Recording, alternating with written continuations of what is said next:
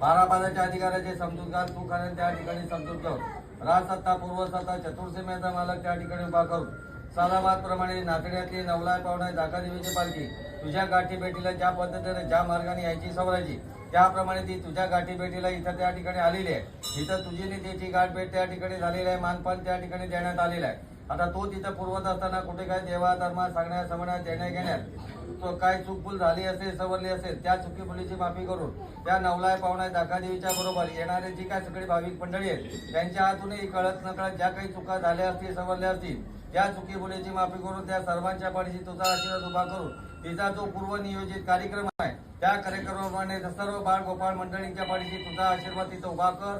प्रत्येकाच्या मनातले हेतू ओळख परिपूर्ण कर आणि तिचा नियोजित कार्यक्रम व्यवस्थित तिथे परिपूर्ण होईल अशा तऱ्हेने तुझा आशीर्वाद तिथं उभा कर। राखणदार रखवाले करणी बरं कर।